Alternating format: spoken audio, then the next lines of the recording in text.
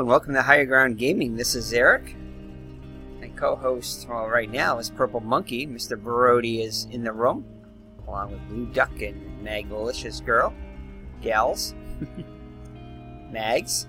Going to bring you a new series. We've been playing a lot of this the last couple of weeks. In fact, over 100 hours in the last 2 weeks, just trying it out and everything. It's a kind of, I guess you could call it a post-apocalyptic type RPG game. We are not really playing the hero, you're just playing the common person. And it's a squad-based game, so you can have like huge parties, up to like 50, 60 people at the most. Yeah, really getting into it. A lot of crafting in it, a lot of base building, and if you want, or you can choose a lot of different, a lot of different career paths in this. You could be a trader, you could be a thief, you could be a bounty hunter, you could be a farmer, you could be a, I don't know, have your own city type thing. A ruler, I guess. I think you can be even, so there's a ton of different paths you can take in this game, which I really like. So, and every game is different. I've watched a few different Let's Plays, and every one I've watched has been different from the next, just because of the career path they've chosen, which is kind of interesting. Very interesting, anyway. So anyway, without further ado, let's get into the game here. So Mr. Brody will join us soon. So these are your choices right here, your main choices. You can be a wanderer, which is the default, which you're given 1,000. I can't remember the exact name of the currency there. It'll come to me in a minute. It's not gold, but anyway. It says you are just a lone wanderer with nothing but a few coins, a pair of pants, and a rusty sword, ready to venture out into the world. This is the way to play the game is intended to be played. This is probably the most common thing I've seen with the Let's Plays. Starting out this way. And then that's the default difficulty. Then there's the easy difficulty here, which is the Wandering Trader. And it says seek, and you're given no cash. It's a trading RPG, which is kind of intriguing. Seeking to make your fortune, you spend the last of your savings on a full backpack full of trade goods and a pack animal. You're about to start a new life as a trader. I did start this one last night. Played it a little bit, not very, maybe a couple hours or so, not even that long, but just to get a feel for it. And I don't know, I'm not sure. You get like a pack animal and you get a bunch of goods and you sell them in the town, and then you start off from there. But you don't have a lot of like combat skills, which in this game combat skills are very important, especially early on, as you're getting leveling up and everything. You need to develop. Let's just say you need to develop combat skills pretty fast. All right, and then there's the Holy Sword, which is a harder difficulty. It's got you just start with 100 cash, which is nothing. You start as a wanted criminal, a down and out and wanted criminal scavenging the battlefield. You find something interesting, a legendary sword said to be the work of gods themselves. Someone's going to be missing this, and that's for sure, but who cares? It's your legendary sword now. That really, I don't know. It's kind of like a mythology type thing that I'm really not into that thing. As a Christian, definitely don't like that one. I don't think I'll go with that one. Cannibal Hunters, probably not this one either. Difficulty is dodgy. No, you get no gold, and you play style action RPG. I seriously regret coming into this cannibal territory. This was a stupid idea. So it says you would be attacked immediately upon game start. Not recommended for first time play. So that one's probably a little bit too PvP-ish type thing. I don't know. I'm not really. Although this is it is a solo player game. It's not with a party. It's not a multiplayer game at all. So that one's probably going to be out right there.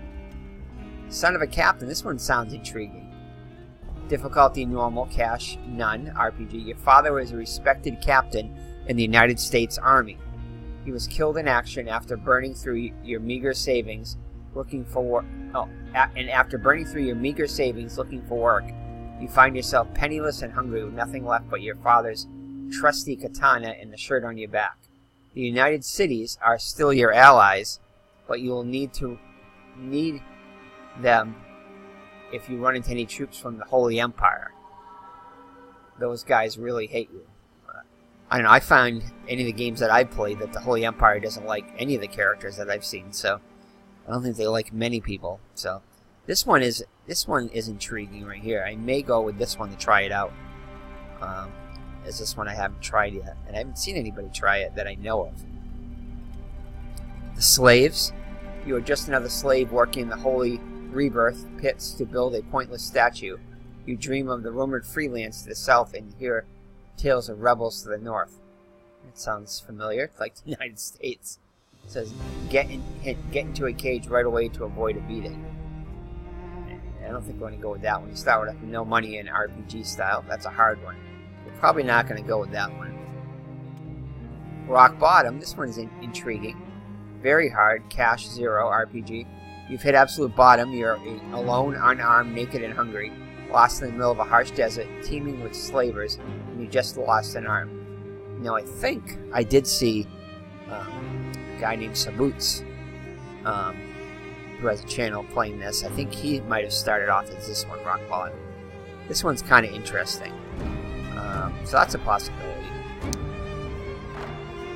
And then you have Guy with a Dog. I actually started one of this one too. With this one was very hard. I found, even though it says normal. I played it for a little while, and then I put this game on another computer. I was playing that one mostly, and then I went back to this one, and I found my guy out in the middle of nowhere in a desert with my bone dog. They call them bone dogs. And we ended up, I think we ended up starving to death. So this one I found was tough if you don't start off in the right zone. And each one of these gives a random starting zone, which I think is kind of cool. It's the same world, which is a huge world, by the way. I've heard it compared to like Daggerfall from Elder Scrolls. It's literally only like the second largest game ever made, and behind Daggerfall, from what I've heard. I don't know if that's true or not. But anyway, homeless and hungry drifter rescues an abandoned puppy, which is really a bone dog. It seems pretty useless. Maybe he will just eat it. No, so I don't think I'm going to go with that. And that's kind of a weird number here. 13 gold. I don't know if that's because it's an unlucky number or what, but it's a guy with a dog. I was thinking of that because I got Mr. Brody here, but you can later on, which I did in another one of my play. I actually, the one I played for probably close to 100 hours on the other computer, which is the slower computer. This not my gaming computer. I played, and I have a pretty sizable band. I think I have like 8 people in it, and 8 or 9, and 2 of them are dogs. Or one's a dog and one's a goat, actually. You can also hire pack animals too, so which is kind of cool. So I don't know I think I'm gonna not go do this one just because I can get a dog later on. Freedom Seekers. This one could be interesting. Easy and hard combination. You start off with 4,000 real-time strategy. So fed up with the stifled city life and taxes, you gather a band to head out from your own home base. So you already start with an assembled group of 5 other like-minded people, and you've gathered a good supply of building materials to get you started. This one sounds interesting too. I don't know. I kind of want to build my own party on my own though, so I think I'm gonna skip this one for now. Again, I'll probably play more than one playthrough of this. I know I played with a lot of RPGs and I've started a lot and haven't finished a lot, but I think this is one I think I can see playing for a while on this channel. I just, very few games have I played, more than like 20 hours or so. And this one I've already played 100 of, so I think this is a game that I definitely will get into for the near future. It's definitely a game that's been on my radar for a while, and I finally decided to pick it up and as you'll see, it's got a lot of unique things in the game, including combat and everything. But I won't get into that until we get started. So that's another possibility. And then nobodies is you start. I think this is another one. You start off with a group. Yeah, a group of 5 nobodies with nothing to their name, ready to go out and do something about it. So that kind of sounds like a revenge thing. So I don't know. That's easy. It's another easy one. And Wander. This is the one we started with. So I think the ones that intrigue me the most are. And I started the one I started. I played. I think it was this one I started off with right here. I think I'm gonna are between the trader, which I probably won't go with that one. I kind of want a more combat oriented one. Combat and trade oriented. I mean not trade, but building, crafting. Son of a captain sounds very interesting. That's normal. It's kind of like you have a cause there. Then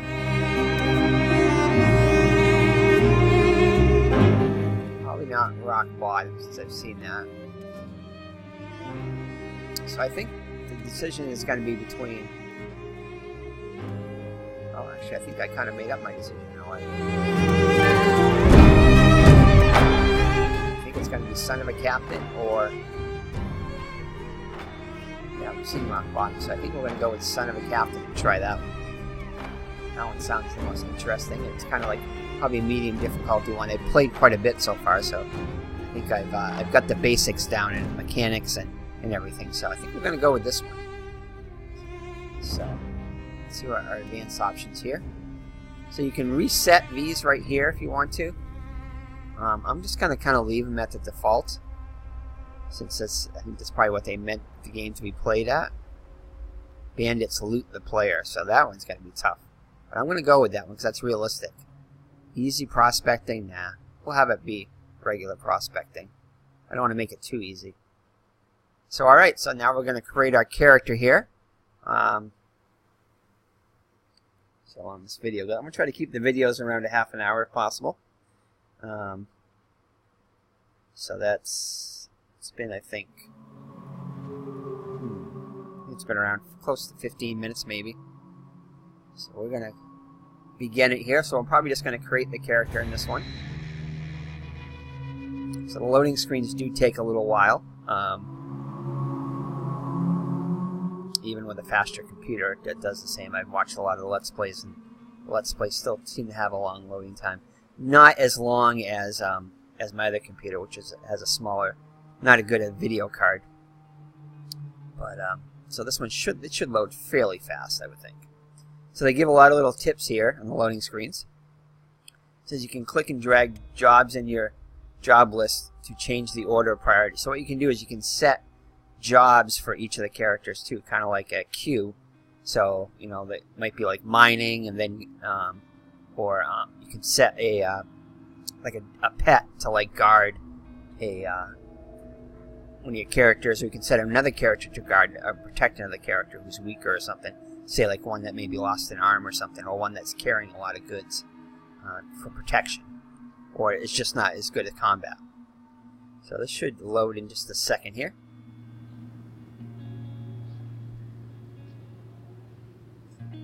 So, but yeah, really fun game. I really enjoyed my time so far. And we're just about finishing up our 1978 Red Sox series.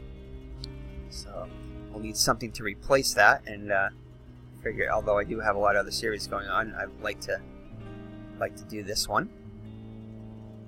Since I'm playing it anyway, I might as well tape it. So I'll probably continue my other series I have going. I have a town started in that one, and said I've been playing quite a while. I've got a lot of money built up and everything. Well, I did at one time, but I spent most of it on building buildings in the city and everything. So all right, here we go. So here we go. I think we're gonna start. I think I started as a human in a lot of them. So let me show you the different types of characters you can start as. Start as a human, Greenlander, and they have race stats here. It says primarily from the farmer cultures, they still tend to be an aggressive race and are easily led astray. The worst of them live in ignorance, knowing only greed and fear, reacting to anything different and hatred and violence. But the best of them are some of the greatest civilized scientists, engineers, and warriors in the land. So these guys, the Greenlanders, the lighter skinned ones, they have start with 100 hit points, and they're good at farming, cooking, and science. They have pluses too. So no combat benefits, but also no combat penalties either. So, and then there's the Scorchlander, which are the other human ones. And Scorchlanders tend to value personal freedoms above all else. They don't tend to get along with rules, regulations, and religions, and all, as a result, have a reputation as social misfits and are often found in more adventurous professions. Despite this, however, they are highly creative, making them natural-born traders and skilled weaponsmiths. That is one thing that's interested me, like some kind of craft, like a weaponsmith. Honest to a fault, laughing in the face of manners, moderation, and anything sensible. They make loyal friends, passionate enemies, and are great fun to drink with. Okay. So these guys are good at combat. They are, well, not necessarily combat, but they're good at dexterity. You can use ranged weapons in this too. So dexterity, they have a +2. Athletics, stealth, which is important if you're trying to sneak up on somebody or if you're become a thief. And these are good benefits too. Armor smithing and weapon smithing, they have bonuses too, as well as dodging. So they do have a little bit less strength and are not good at like the farming and cooking skills. But then again, you can have other characters who you can recruit to do that stuff. Alright? So, anyway, kind of like this guy's look, so I might, if I do pick him. And you can do male and female. So now we're going to go to the skeletons. Now these guys look a little weird, but these guys, the one benefit about them that I found is that they're tough, number one. And number two, they don't eat any food. In this game, all your characters have to eat food in order to survive, or else they start losing their attributes, except for skeletons. So I've got a skeleton, and he's basically my tough guy. He's my guy that I send out alone to go if I need stuff delivered, or if I need to go to towns away from my main city, that kind of stuff. So, and I haven't found the cities yet that have these guys in them, so I don't know if they're you just randomly find them occasionally, or if they have their own cities. I imagine they do somewhere. I just haven't explored into them yet. But anyway, skeletons are a complete mystery. Nobody knows where they came from or how they were made, but they are suspected to be thousands of years old, fully sentient and capable of feeling sadness, anger, excitement, compassion, thrill, and enjoyment, although they don't possess the ability to express anything visually. These, combined with a dry sense of humor, often confuses other races, whom the skeletons see as somewhat volatile and unpredictable. They have no prejudice or fear of death, and they make for brutally effective warriors. See, that's what I like about it. They have 200 hit points too, which is nice. And they're good at heavy weapons, robotics, and turrets. I haven't tried the robotics and turrets yet, but not so good at stealth, thievery, and dodging, which is not a big deal. Now, given the one I played, the son of the captain or whatever, I'm probably going to end up going with human just because it fits more along with the storyline. But eventually, I am definitely planning on getting at least 1 or 2 skeletons in my crew. So I think now I'll show you. So that's skeleton there. There's no gender for the skeletons. Okay, next is the Shek. This one seems to be the most prevalent one I've found so far in playing. I probably have like 4 Sheks in my party, I think. Out of the 6 characters I have, I think I have 4 Sheks, 1 human, and 1 skeleton so far in my other replay. I haven't found it, but these are the most prevalent ones I've found so far. These are the hive people, which we'll get into next. But, so these are the Sheks, not Shrek, but Sheks. A warrior society that values strength and hardiness above more intellectual pursuits. They are sometimes a little humorless a little humorless, and have reputations as dumb brutes. But this is not always the case. Their external skeletal plates provide natural armor, but hinders more dexterous pursuits like sneaking around. Well, I don't plan on really doing much thieving in this game. Or anything, unless we're really starving to death, but they're good at toughness, attack, and strength. Those are their little bit more hit points than humans, but they have a lot of negatives to them too. Dexterity, athletics, stealth, farming, thievery, robotics, science, laboring, and dodging. So a lot of negatives to stats to them too. Alright, and then you have your hive people. And these guys are probably they tend to lose limbs a lot, as you can see their limbs, especially their legs, they tend to lose a lot because they don't really have much meat on their bones, if anything. It's just all bone, I think, pretty much. But now there's two types of hive. There's the hive prince, which are the toughest ones, these ones. The highest ranking hive and right hands to the queen. Nobody has even ever seen an actual queen. It is the princes that run everything. Free princes are usually the result of losing command to a rival prince or exile sent away as punishment for some kind of failure. They are much more intelligent and free-willed than normal hive types. Okay, so these guys, they don't have a lot of hit points, but they are good at like lock-picking, perception, toughness. Toughness is a skill that you gain too, but through combat.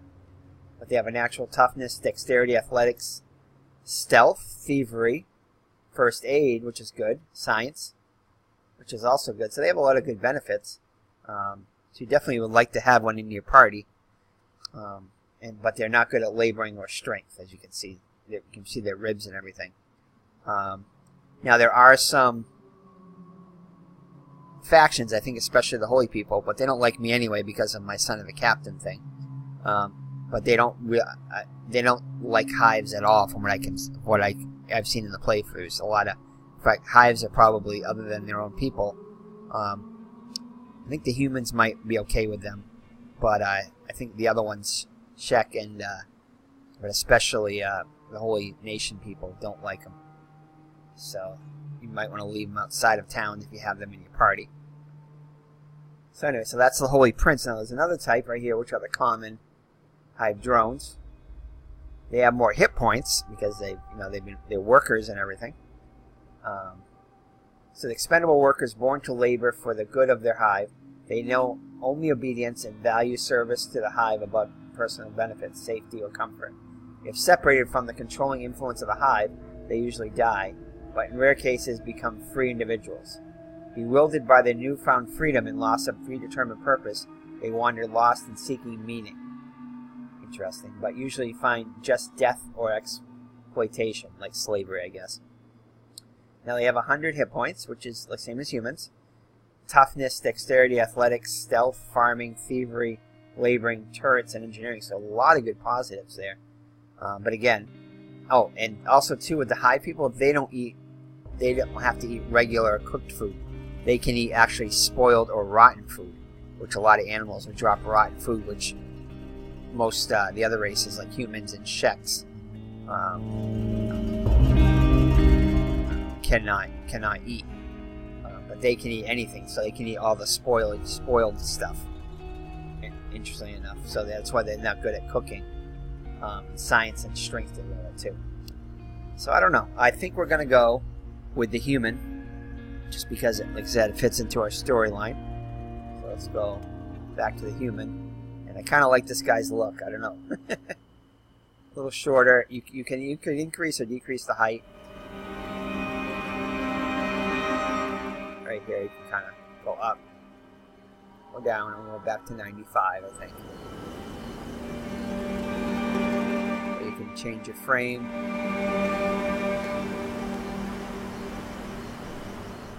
Posture.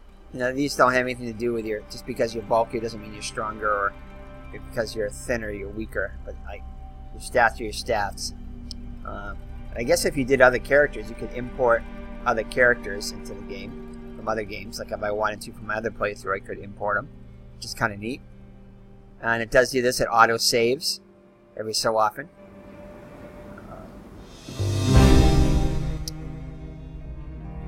good. Sometimes it does it at inconvenient times when you're in the middle of a battle, but it pauses everything so it doesn't hurt you at all. It just makes it a little bit annoying at times. But again, I think this game's been in development since, I want to say 2011, I think is the date I saw on there. So it's been around for a while, and it just got released, I believe, late last fall or early this spring. So it hasn't been in full release. It went in alpha and beta for quite a while. But anyway, what's cool in this game too is that everything matters, like your arms, your legs, everything. So you can like hurt an arm and you'll wobble around. I mean, a leg and it'll wobble around. You can hurt your stomach and you'll like crunch over and it'll hurt. You can't move around as well, but it affects your combat. It affects everything. You can lose an arm or have an arm that's badly damaged, and it'll just kind of flop around and be useless to you. So there's a lot of interesting, cool things like that they don't have in other games. Where if sometimes even though you're injured and you have low hit points in other games, you'll still be walking around normally, just have low hit points. But in this game, it really shows and really does affect you, which I really like. Makes it really realistic. So anyway, I'm going to go with this guy right here. My father was in the army guy, and I'm going to go with this type of guy. And I was going to go thinking about the other one, but I kind of like, it's got farming, cooking, and science, so I'll find somebody else to do that kind of stuff. In a lot of the towns, you can find people that do specialize in different things too. So this guy is kind of good to have, I think. He's got some trade skills, it looks like, and he's got some stealth ability in case we do have to steal. I'm trying to avoid that, but athletics, so in case we have to run away from fights and things, that's good to have. And dexterity, which is good to avoid getting hit. So alright, so this is the guy we're going to go with here. So now we have to choose our name here. So I plan on getting a Brody, like a bone dog, to be Brody. So I am going to go with, I don't know.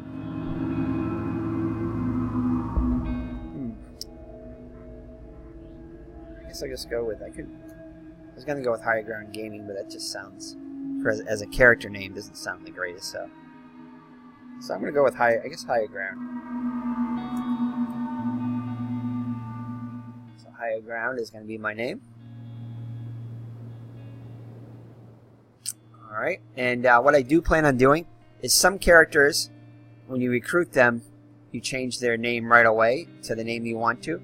Other times you have to go to like which is, I think is kind of neat, it's kind of like in the role-playing aspect, you have to go to a secret guy who, like an identity type guy, who, like a thief type guy or whatever, but a guy, he'll get you a new identity, so that you have to go to them in order to change your name for certain races and stuff like that, which is kind of cool. But I do plan on using like my subscribers or people that watch the series here. So if you're watching this and like to have a character in it, I know a Red Sox fan probably does, and maybe ID Jester, and Beatles, and others. But if you're watching the series, and again, it doesn't have to be in any of these new episodes that I have here. Because I've been playing this series for a while, so if you like to have a character in it, I'm probably always going to be recruiting. Maybe not every episode, but fairly often, at least initially, in order to build up my party, because it's much safer in numbers in this game, as you'll see, and it gives you more of a chance to get higher income and build cities and things like that too. So again, I haven't decided exactly what kind of path we're going to take. If we're going to form our own city. If we're gonna, one interesting aspect I did see was there was a character, there was a group of people that were going around being surgeons, and they were like going around just healing people, which I think is kind of interesting. So you would heal, find all these people in combat, so whenever they were in combat, you would bring all these medical supplies and be like healers. So that could be an interesting thing to have too. Maybe we could be like farmers and have our own city, but have a secondary thing as like missionaries and going out to heal people and stuff like that. So that's a possibility. something different that you don't see in a video game. But I'd like to try that, possibly. So anyway, so this is Higher Ground, and Mr. Brody is right there. So I think what we're going to do is we're going to confirm it right here. And here we are. And I could have set my my stance for when I'm idle to like something else other than this, but that's fine. But anyway, so I discovered Lone Shack. So it doesn't look like we're starting off with much here. I'll show you the map here. So this is the map where this triangle is right here. That's Lone Shack right here. You can see this is the whole world that's revealed right now. I think last year I saw it at one point where it was just this bottom square right here. And I think like maybe in July or something like that, they opened up this top part. And then I think like in September, October, they opened up this last part right here, maybe even a little later than that. But this is still part of the world that hasn't been opened yet, which they're still working on. So, but anyway, so let's check out our... So I think we're going to end the video right here. And next video I'll go into a little bit about your character, the different parts of the UI right here, and get ourselves started. And show my character stats and things like that. So thank you for joining me. It's been Eric from Higher Ground Gaming. My co-host, Mr. Brody here. And we'll see you in the next video of Let's Play of Kenshi. So take care and God bless. Bye-bye now.